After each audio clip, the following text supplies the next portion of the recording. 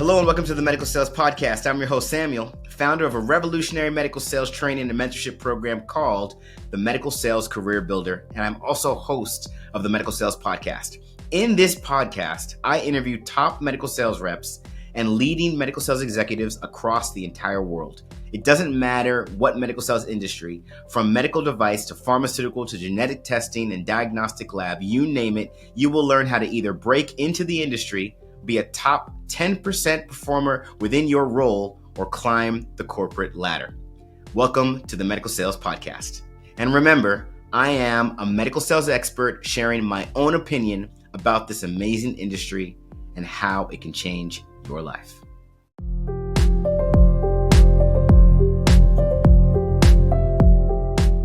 Hello and welcome to the Medical Sales Podcast. I'm your host, Samuel, and today we have with us another special guest, and she goes by the name of Marie Robert. Now, this is a treat because this is a young woman who found a program through a company, an internship type program. They developed her, they ended up hiring her, and now she works in medical device sales in anesthesia. I'm not going to tell you much more besides the fact that it's capital equipment, so you absolutely want to listen. But she works alongside senior sales professionals, and to have such a young, focused person work alongside senior sales professionals and get that guidance and advice, it's turned her into quite the rock star. This is a fantastic episode packed with a lot of pearls and information. If you're contemplating which medical sales you want to do and you're just not sure and who knows where you want to go, then this is absolutely an episode that you want to listen to. She gets into the details of what it means to be in capital equipment and anesthesia. As always, we do our best to bring you guests who are doing things differently in the medical sales space. So I really do hope you enjoy this interview. We have with us Marie Robert. Marie, why don't you tell everybody exactly what type of medical sales you do? Okay, so hi, I'm Marie Robert. I work for GE Healthcare, and I'm a product sales specialist for the anesthesia and peri-op portfolio. So in sales terms, it's very similar to an account executive role. We close the deals, we start them sometimes too, but a lot of it is inbound and things like that. So it's an exciting role to be a part of and an exciting company to be a part of at this time. So the cool thing about what's happening right now with us is that we have a lot of people listening that have no idea what makes up medical sales and how it works. So when you say inbound, they're like, well, what does that mean? So break it down for us, So inbound in the sense that most of the systems that we're selling to purchase from us in some capacity. So our role as a sales specialist is to expand either the product categories and get them into purchasing more category or purchasing a higher volume or creating more of a strategic relationship. A lot of my day is composed of looking at the more transactional selling and how we can flip that into more of a strategic agreement, long-term contract, and things like that, which is exciting. Got it. So when you say anesthesia device, give us a little bit more. So what is your team made up of? What type of physicians are you calling on? Yeah. And what exactly are you selling? So we sell the physical anesthesia machine. So the actual machine with the ventilator that is breathing for you in the operating room, that's delivering you that anesthetic agent. And we sell to what I think are the gods of hospitals, which are the anesthesiologists that literally keep a patient in between life and death while they are receiving some incredible surgeries. And so it's an exciting space to be a part of as well, because there's so much breadth in the type of surgeries that you're able to see and just be a part of, which is exciting. And there's a lot of different touch points in the hospital that you can kind of talk to, but it's mainly anesthesiologists, getting them excited about the tech and making their job easier with your equipment. I love it. So give us a day in the life. What time are you waking up? What's happening? Where are you supposed to go? Where are you supposed to be? All the way to when you finally take it all home and what time that is. Okay, so I would say each day changes day to day. The great thing about sales is you run your ship, and my manager always says, run your franchise. These are your numbers, these are your deliverables. How you get there and how quick you get there, how long you do, it's up to you. So I would say a typical day for me starts around 6 a.m. and I'm going to a hospital to either scrub in and watch a surgery or go in and demo a machine for anesthesiologists. The best time, as everybody knows, to do that is before 7 or 8. So I'm getting to the hospital around 6, looking at everything that's happening, looking at the board, and then finding my call points, so the anesthesia team, to be able to show the device or what's happening in the OR if they already have the device going, what help they need for setup, and if there's any issues, what types of cases are happening. So that's probably like 6 to noon is doing that kind of stuff, like hands-on in the OR with the customer. And then from noon to 4 is the internal meetings, the quoting, and the finance calls. So Okay. quoting devices for the customers, having your internal calls with supply chain, finance, operations, A&R, everyone like that. And then also having conference calls with maybe bigger teams at the hospital. So what we see, and I'm sure every device rep feels this, is that the clinical end user is never the decision maker. They're never the one that's cutting you the PO, that's finishing the process. So a lot of it is in that afternoon time communicating to purchasing, to procurement, what you saw during the day and why they should move your deal forward. So are And those planned meetings? Are those impromptu meetings, or how are those set up? I would say that they're normally planned if you don't already have like a close relationship. There's some big hospital systems that we do luckily have a relationship with. And so you can just call them up and say, like, hey, I was in the OR this morning. Dr. G really liked how this ventilation mode helped this neonate, and we were able to cut down OR time by 20% or something like that. And so normally they're planned meetings just talking about the results of a trial or things like that, but it always looks different. So that's probably like 12 to 4. And then unfortunately, 4 to 6 is then kind of cleaning up all the stuff and figuring out the next day. So it's a long day, but it's always very exciting because you're touching so many different things. But I would say the first half of my day is always in field, and then the back half of the day is always for those internal meetings and things like that. Okay, so two things. Number one, explain to us your role in these internal meetings. Are you driving the whole thing? Are you facilitating? Are you just chiming in with where you think it makes sense? Are you trying to develop a need? And then walk us through the day to day of, I mean, 12 to 4. You dropped it like, yeah, just 12 to 4. That is a long period of time. What does that exactly look like? So go ahead. Yeah, so I would say my role again in the sales world, we don't call ourselves account executives at GE, but in the sales world, it's more similar to an account executive role in the sense that we're driving everything. So from doing the demo to quoting to pushing finance to fixed discounts to worrying about supply chain and getting the thing implemented, like we are with the lifespan of that equipment. So the internal calls are really advocating for my customer to my internal business on how we can cut back price, how we can change payment terms if they don't have budget for this capital year, what it would look like to change it to next year and still book an order, meeting with supply chain and figuring out how to get my customers' equipment prioritized in the long slew of things that need to happen. So that 12 to 4 time is really like pushing deals forward in the ways that they need to be in terms of touching all those internal people. So I always joke that like I work for the customer. So the beginning half of the day is building up the customer's trust in me, and then the back half of the day is me advocating for them to my business and to my company. So the sales role is really interesting at my job because you do so much. Okay. So, you've been doing this for 2 years now. Yes, so I came through a leadership program that GE has specifically called CLP, which is Commercial Leadership Program. And so after college, I moved around a couple different places in the US and learned the business inside and out, and then ultimately landed in a full time role in New York, which is really exciting. But that's how a lot of young sales reps, at least at GE, get their start, is coming through the leadership program. Because without that, most reps like on my team have 10 at minimum 10 years of experience. So really the only other way to break in into this type of role at GE is to come through a leadership program. How did you find out about this leadership program? So I when it was college time, I was pre-med the whole time. I wanted to get my DNP, so doctorate in nursing, that was my whole thing. And I was all set, ready to go to Northeastern and kind of start that journey. And I ended up being a nurse's aide during COVID. And that time really changed the way that I looked at my future career. And I kind of was like, I can't do 4 more years of school, especially online.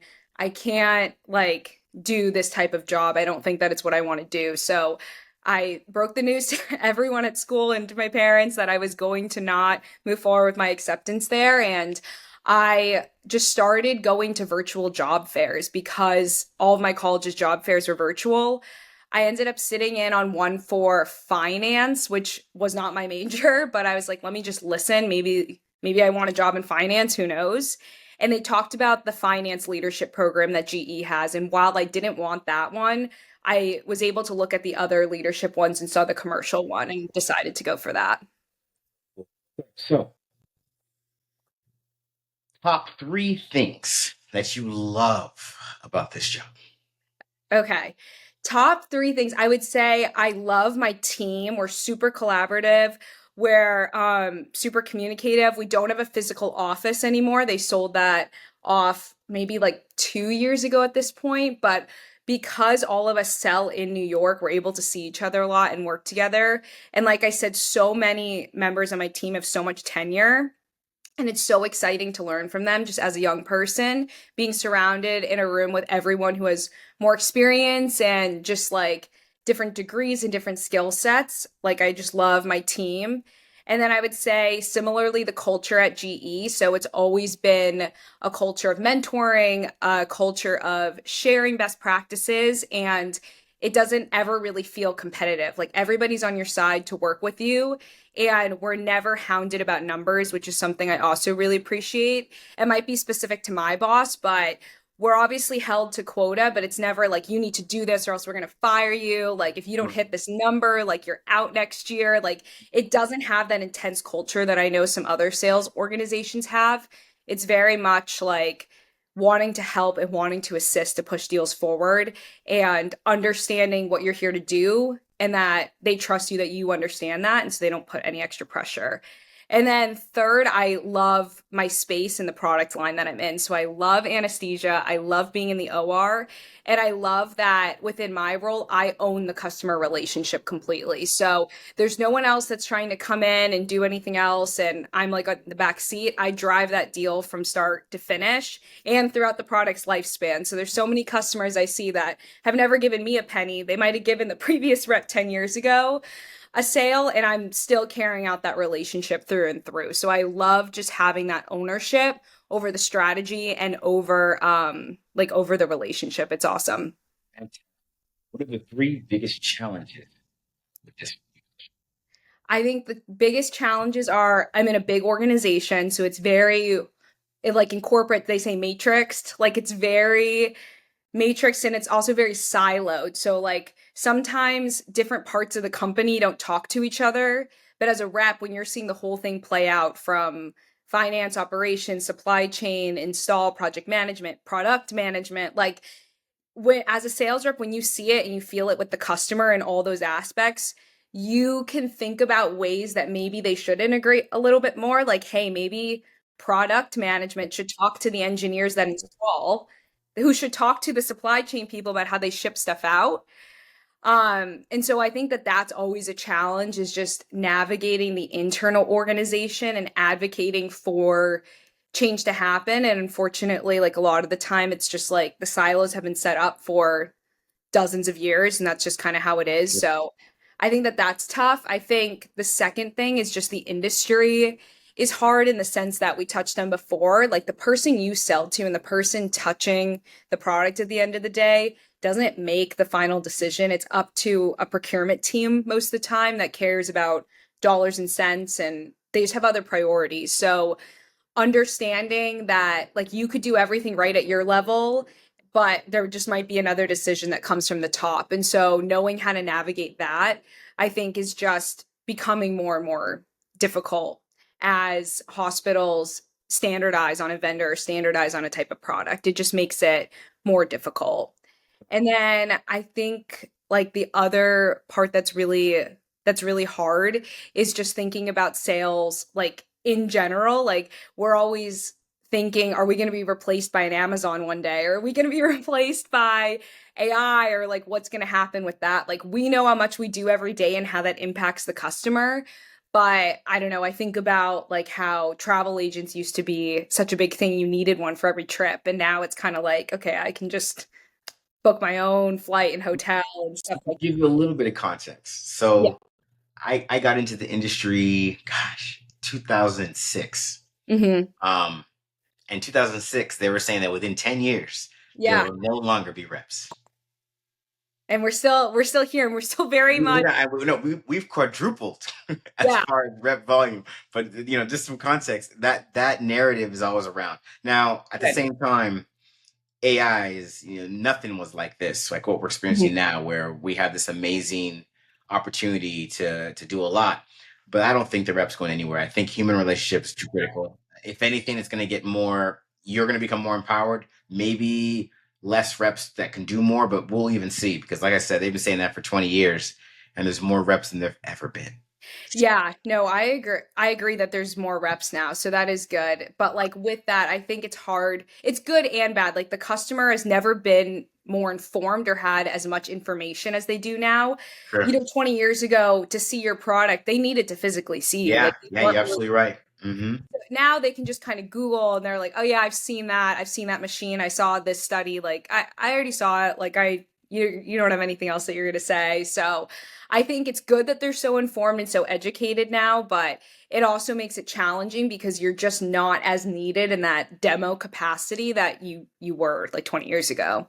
Yeah, no, you're right. I mean, this is why the advent of being a rep on LinkedIn and being a brand ambassador for your company Hmm. goes so far, because now they're looking on Google. They're not want to talk to a rep in person, but if they're seeing your content and it's Hmm. speaking their language, then they're going to want to engage you virtually, which of course leads to them wanting to see you in person, and you get to still drive that relationship. So, Yes, okay, exactly. okay. So, you know, people listen to this right now, and I think you really qualified what you're doing, because you didn't say, yeah, I wanted to be here and I'm here. You said, no, I found a very exclusive program offered by the company, which Yeah. led me to another exclusive program, which ultimately led me to this. And most of my colleagues have 10 years more experience than I do.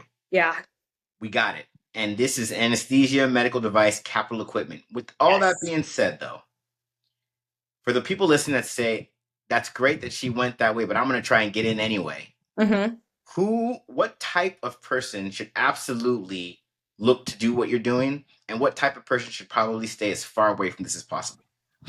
I think that someone who would succeed in this role is definitely like what they say is like a self-starter. Like you have to be completely internally motivated to want to get up and want to keep doing things. And you have to kind of like be a little crazy in the sense that like every time someone tells you no or like this isn't going to work, you just continually pivot. And you're like, well, what about this? Well, what about that? Like just not ever giving up in a sense and not taking no for an answer and being willing to put in the hard work to get the results. And if that means waking up at 4 a.m. to drive 2 hours to Long Island to maybe not even see anyone, but just so that you've been felt there and that you're there, wanting to do that and being a self-starter and being able to walk up to someone who wants absolutely nothing to do with you and be able to confidently say why they should have a conversation or even entertain a conversation with you. So being, I think, confident and then having just that internal work ethic is really important and not getting frustrated too easily because it's so easy to get frustrated in this Sure. role. Like there's so many reasons that the customer has to not listen to you or not buy from you and you just have to constantly get creative and be like what I call a curious learner and like learning about their organization and about different ways to help them really at the end of the day. And then, so someone who wouldn't be good for this is someone who doesn't like to talk to people, like people who aren't people's people. Like they wouldn't like this job because it's a lot of talking and a lot of personalities. So someone who's really like stubborn or gets like hot-headed or frustrated also wouldn't be good because you do have to advocate for yourself sometimes and push back and challenge the customer. But you can never become argumentative and you kind of just got to take things on the chin sometimes because when you're dealing with doctors that, work really long hours and who like do life-saving procedures and like your equipment's not working, like they're not going to be afraid to call you and say, some not so great things. Piece of And their mind. Yeah, and they won't be afraid to call you out and be like, I'm going to call your manager. I'm going to report this. Like, I'm going to do this. Like, and It's done. you have to just like stay together with it because it'd be so easy to just fly off the handle and be like, oh, I hate you too. And like all this Right. other stuff. So that, and then someone who doesn't like to get up early because the job, unfortunately, like is if you're there first and you're able to talk to them and you're able to show up for them in a way that the other companies maybe haven't, like that's really, really important to be flexible in that way. A lot of times, like people ask, like, especially at the procurement level, like, hey, like why should we choose you? And the product is great and but everyone nowadays has a decent product. So it's really like, well, I've been to these 5 hospitals. I know every single person who touches this equipment. I can tell you from each perspective of them why they would want this. I know what their schedule's like. I know what days they're going to be there. I know when they're going to be in a good mood. Like I have fully invested in your team and in you guys as an organization, and like I want to partner with you. This isn't just like, hey, they liked my product, can you cut me a PO? Like the customers really want to feel like you're part of them and you're on their team. That makes perfect sense. Okay, so when you're in this space, there's all different types of physicians, right? You Mhm. have certain physicians that are really nice to talk to. You have Mhm. certain surgeons that are very difficult to talk to. You have certain surgeons that are actually really nice to talk to as well. And whatever medical, especially medical device specialty you're a part of, you might have a nuance the type of surgeon you deal with. Talk to us about the anesthesiology customer, and is it more than just the anesthesiologist that you got to learn to work with? Yeah, so the anesthesia customer is definitely older. So it's predominantly male and it's predominantly older. So there's always that kind of balance to what I do because I'm younger and I'm female. So I think a lot of it is just like finding common ground and building rapport with them.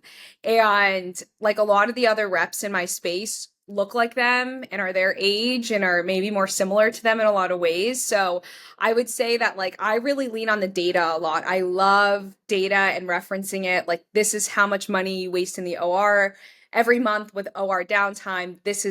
Like this is how many less residents are going into anesthesia and choosing anesthesia for these reasons. Like what can we do to like bring up the interest in this space specifically? So the that's the type of clientele in terms of just like how old they are, and they're normally, like I said, male, and they're very smart. Like these are like the smartest people ever. I love just hearing about their journey to anesthesia and like the most exciting cases they've done. So they're very smart and they're very just like methodical and very black and white with things because that's how anesthesia kind of has to be. It's you're dialing in a specific number to keep them in between life and death. So they want a straight answer. They don't want you to walk around what you're trying to say, and they want you to show up. They want you to answer the call and to be there when they want you to be there. So there's definitely like that part of it. And besides anesthesia, a lot of the people that you're working with are on the hospital side are like the biomeds, the techs, so the people who actually touch and service the equipment, getting them on your side as well and being able to communicate with them and what they do. Like they don't care about clinical outcomes, that's not their job. They want to make sure that machine is going to be working every morning at 6 a.m. when they turn it on. And if it's not working, how to quickly fix it. Because then the anesthesiologists and the physicians get angry. So it's about just like working for the customer and constantly like being on their side and advocating for them. I hope you're enjoying today's episode. And I want to let you know our programs cover the entire career of a medical sales professional. From getting into the medical sales industry, to training on how to be a top performer in the medical sales industry, to masterfully navigating your career to executive level leadership. These programs are personalized and customized for your specific career and background, and trained by over 50 experts, including surgeons. Our results speak for ourselves, and we're landing positions for our candidates in less than 120 days in top medical technology companies like Stryker, Medtronic, Merck, Abbott, you name it. Would you run an Ironman race without training and a strategy? You wouldn't. So why are you trying to do the same with a medical sales position? You need training, you need a strategy, and you need to visit evolveyoursuccess.com, fill out the application, schedule some time with one of our account executives, and let's get you into the position that you've always dreamed of. Sure. Define biomed. So a biomedical engineer is a member of the hospital who's responsible for the equipment in terms of managing it and fixing it. So they'll oversee every device in the hospital, usually like all the IV pumps, baby warmers, whatever. And if something needs to get fixed, the physician or whoever is calling the biomedical department to fix it. Time with them. Yes, that's actually a huge call point for us because we have a lot of benefits on that side, the facilities management and the biomed side of our product line. So biomed's always like a first kind of like visit. Often they're very nice. They want people to come visit them. And they also have incredible relationships within the hospital because they touch every department and they see every vendor also because probably in that hospital they have every type of vendor in there. And they also have what we call like an IB list, so an install base list. So going to Biomed when you first visit a site is always good because they will give you the lowdown on what's in that hospital and they will tell you honestly what they hate. Like how many calls do they get about an IV pump that's not working or a CT tube that goes down every single week? Like they will tell you and they kind of shepherd you through the process of who to talk to next.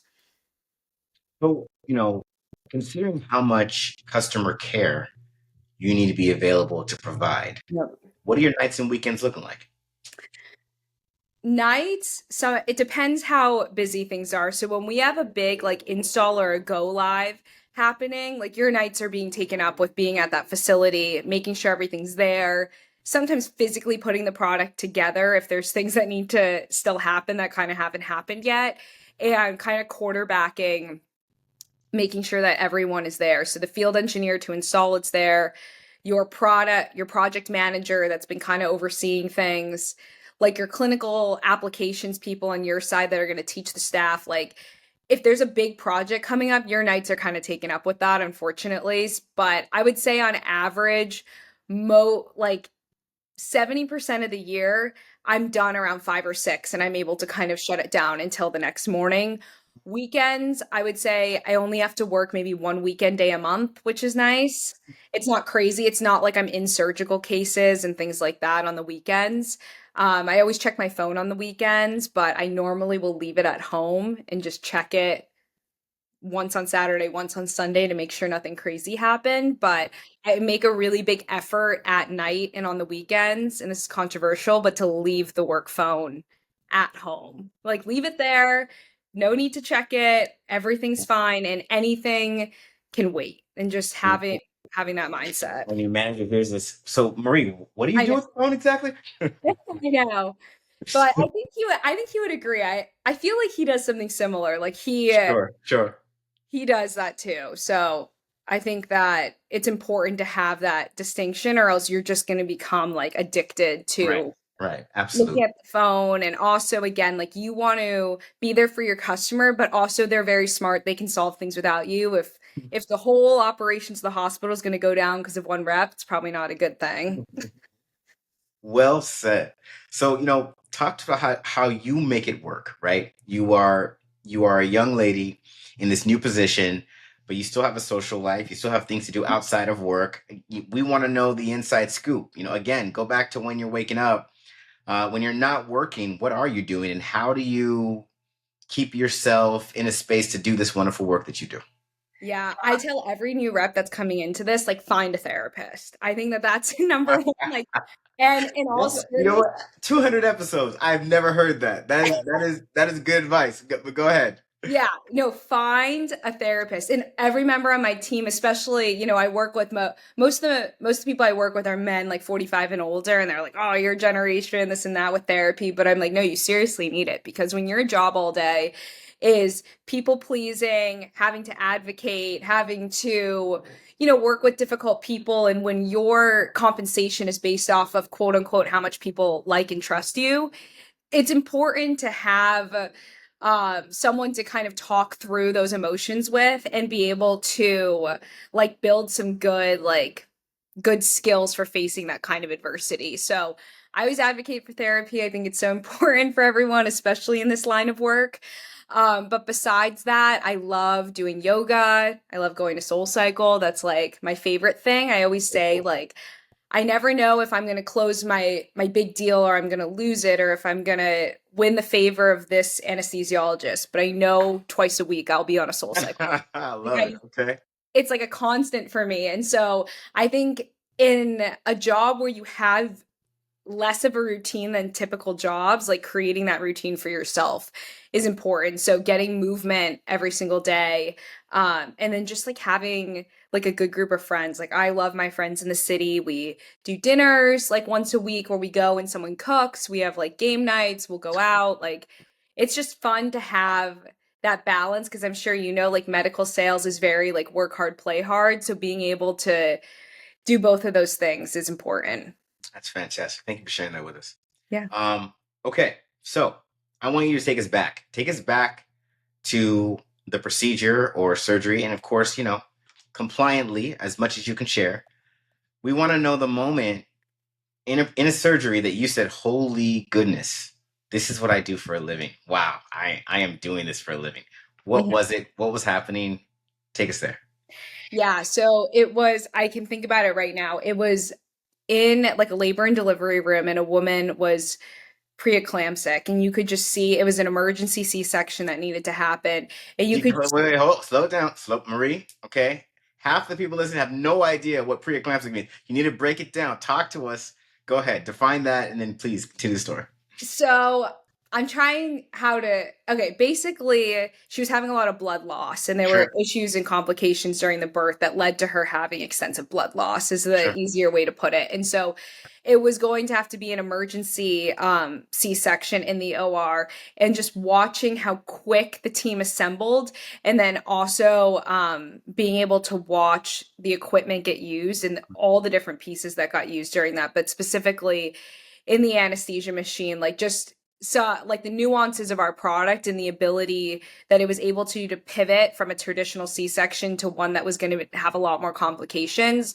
The way it was able to flex so quickly and the anesthesiologist was able to do his job, and that baby is healthy, the mom is healthy, everyone's good now. And just like having like the anesthesia team look at me and be like, if this was our device we had a year ago, this woman would have not made it. Like they're like this small change just in this technology was able to save this woman's life because she was going to bleed out. So that was just like such a like happy moment for me to be able to see this woman and her baby, and then to be able to see the teams be so proud, and just to see the machine get like used in such a high acuity situation. I feel like as reps sometimes we see the product and we're like, okay, this is, we need to sell it, this is how we make a living. But when you get to see it used and like save a life, it really like puts the bigger picture in perspective.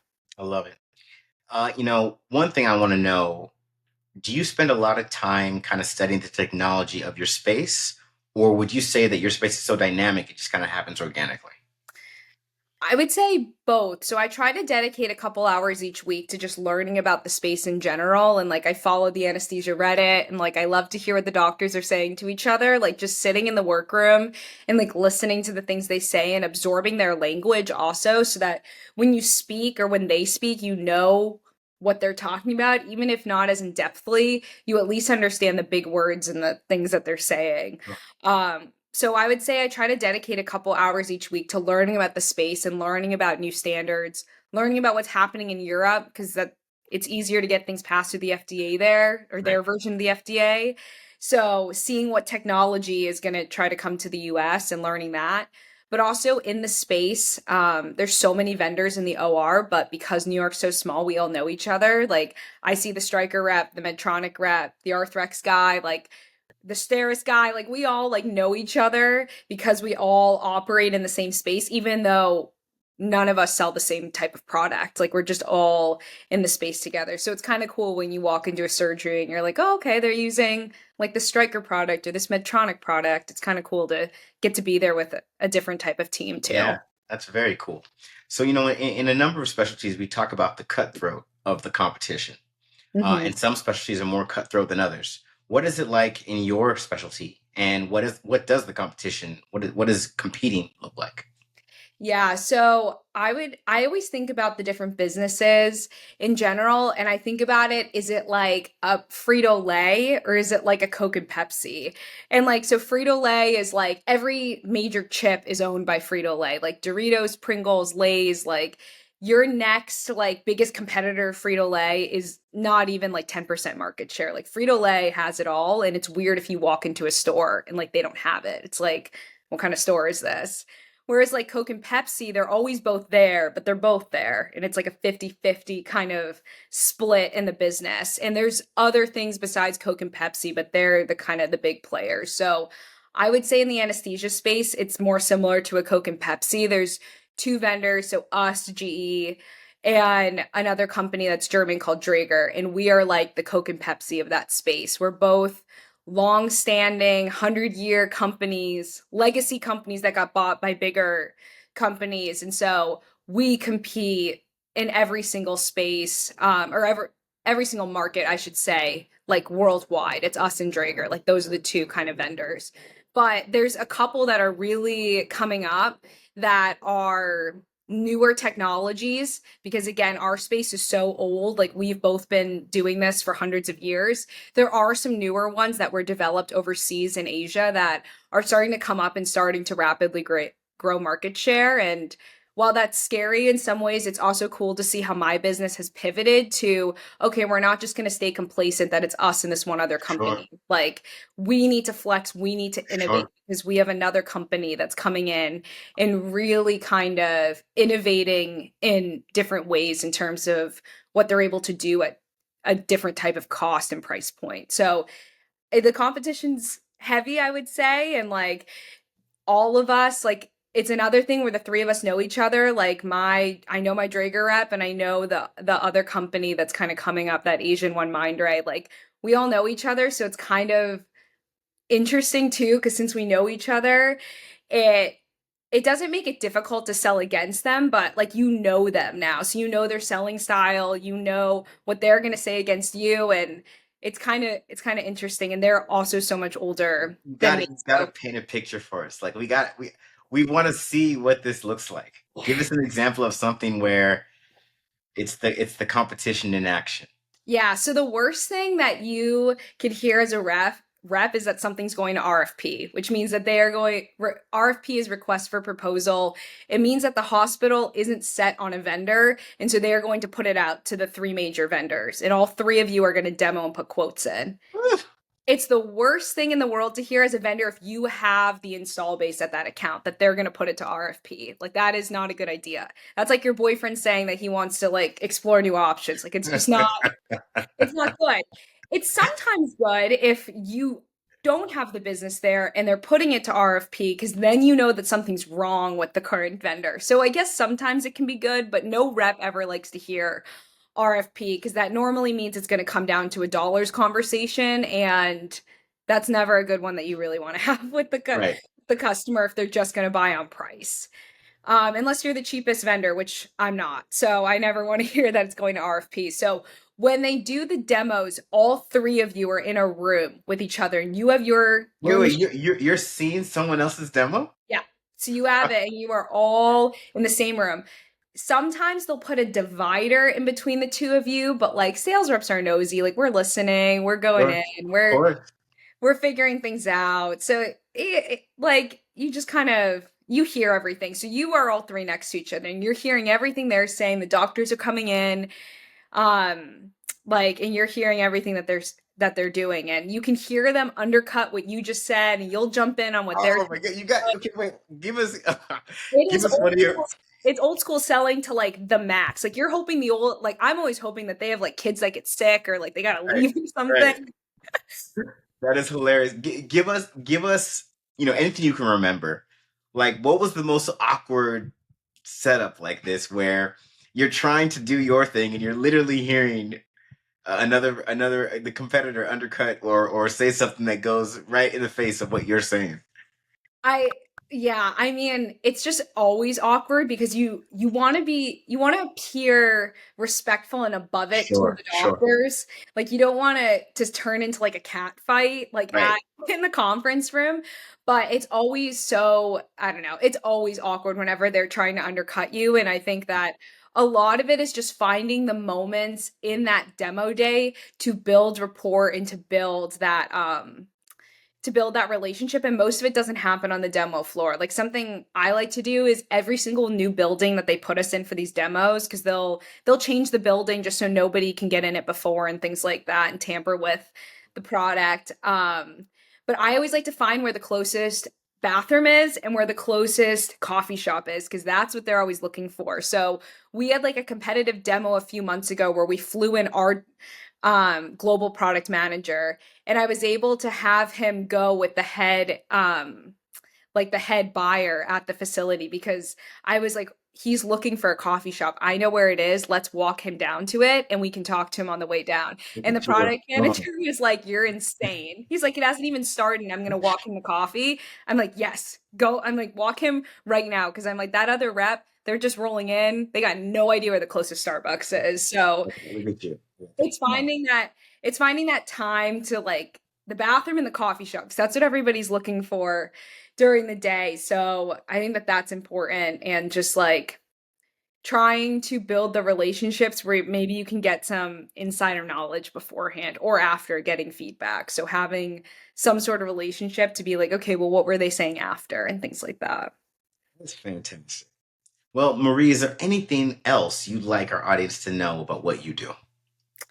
It's a lot of fun. I know everything I said, it might have not sounded like the most fun to some people, but it seriously is so fun. Like being able to sell in a clinical space and being able to talk to doctors and talk to so many different areas of the hospital and then within your own organization, it makes you so well rounded. And truly, people who start in these types of sales roles can go anywhere because you learn so many different facets. Like right here I have like a whiteboard about how to navigate a P&L sheet, because I was a pre-med girl. I had no idea how to do finance, and so now I have Right. this like sheet where I can whiteboard it in and figure out what their operating income is and things like that, because you have to flex that muscle some days, and then Yeah.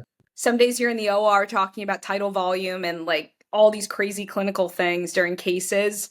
And then some days you're just putting together like accessories for the product in a warehouse. You're literally on the floor with a screwdriver, just like putting it together. So Right. it's so fun because every day's different and you manage your own schedule, which is really a privilege. And sales teams are always the best. We have the most fun. So I love it so much. And I really, really love my team and everything that we're able to accomplish together. I love this. I love it, Marie. Your energy, your focus. Come on, you're doing the thing out there. All right. Thank you. So we got one more thing to do.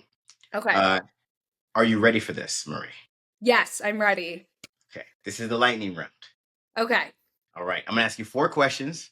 You have less than 10 seconds to answer. First Okay. question is, what is the best book you've read in the last 6 months? Ooh, I just read The Perfect Couple, which became a Netflix show, but it's like a murder mystery. I saw an episode of The Perfect Couple. I know what you're talking about, It's but good. I had no idea it was a book. So the book's good. The book's good. I read the book first. I know I should probably say like some sort of business book, but truthfully, I don't read a ton of those. So The Perfect Couple was good and the show's great, but the book's Okay. very different. It's like a whole different kind of story in there. Okay. I'm gonna check that book out. That sounds interesting. All right. Best TV show or movie you've seen in the last 6 months. Ooh, Challengers with Zendaya. That one was good. I like tennis, so it was cool to watch that. And the score on that movie was really, really cool. Like the house music when they're doing the tennis is nice. What? Okay, I'm gonna have to check that out too. Okay, and then Good. we want the location, the restaurant, and the item. Best meal you've had in the last 6 months. Ooh. I know this is supposed to be really quick, but there's so many different things. Okay, there's this deli in the Bronx, La Casa de Mozzarella. There's a burrata sandwich that has prosciutto and it's on fresh ciabatta with arugula. It's on Arthur Ave. It's so good. Every time I go to a hospital up there, I get that sandwich. It's incredible. You just sold the heck out of it. Everyone that's near that there is gonna hear this and go, I'm taking that sandwich. And the Gotta next time I'm go. in the Bronx, I'm going for that sandwich too. It's like a Okay. single file line. It's always so busy. You kind of got to pay in Wow. cash. They're making the cheese back there, and Wow. it's insane. It's so good. That will be in the show notes, folks. So you will be able to go to the restaurant as well. All right. Yes. And last question, but not least, what's the best experience you've had in the last 6 months? Ooh, okay. I got tickets with a friend to go see the VMAs, which was on Long Island. So the Very MTV cool. Video Music Awards, and just getting to see the whole production that goes into that show and all the performers and just how passionate they were about everything. Seeing Taylor Swift that close was really cool, and it was like a once in a lifetime experience to get to go to an award show like that. So that was really cool. And it was after like a long surgery day. So it was like a quick, like, take the red cap off, like, brush your hair kind of moment. That is awesome. That is so fantastic. Marie, it was wonderful spending time with you and getting to learn about what you do and how much fun you're having doing it. We can't wait to see all the exciting things you have coming up in your career. And thank you for being on the show. And that was Marie Robert. Wow. So much energy, so much excitement. She's on her way, blazing a trail in a very exciting and nuanced medical device sale.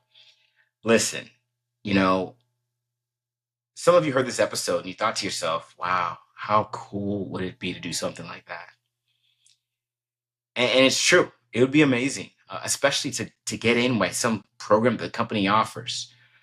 We want you to explore it all. And if you have something like that you can take a part in, then you got to check out what that can do for you. And if you don't know where to go or don't know where to start or really just don't even know what I'm talking about, but you want the opportunity, then you need to go to evolvesuccess.com. We are a resource. Of course, we want to help you get into the right medical sales position in the right company in the right specialty. That is our whole game. That is what we care about. That's what we want to do. We truly believe that taking you and getting you in the right place where you're going to love it, and you're going to show up every day and give it 100% and turn your physicians into even better physicians because they're getting even better patient outcomes. That is what levels up healthcare. That is what makes healthcare a better place in the US. And we get to be a part of that. So if you're just curious, if you're trying to find your way, and this is going to anyone that is in medical sales, anyone that wants to be in medical sales, maybe you're in a position and you don't really want to be there anymore and you're just not sure what to do about it and you need some guidance. Maybe you were in a completely different job outside of medicine and you want to be in medical sales and you don't even know where to start or who to talk to, or you've been trying for a year and nothing is happening. Or maybe you're a representative who, you've been giving it your best at the company you work for in medical sales, and it's just not falling for you the way you thought it would, and you're just not sure what to do. We are your resource. Go to evolvesuccess.com, fill out an application, and let's have a conversation and get you exactly where you want to be.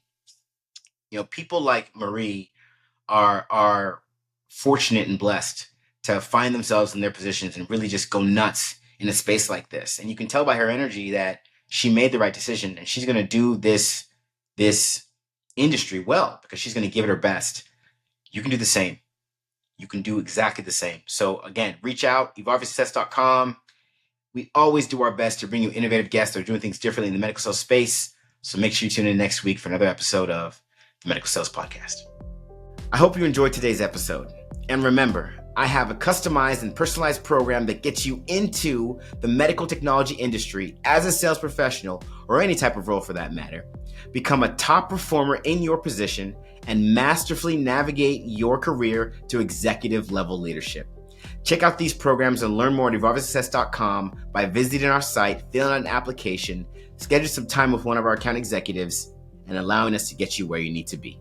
Stay tuned for more awesome content with amazing interviews on the Medical Sales Podcast.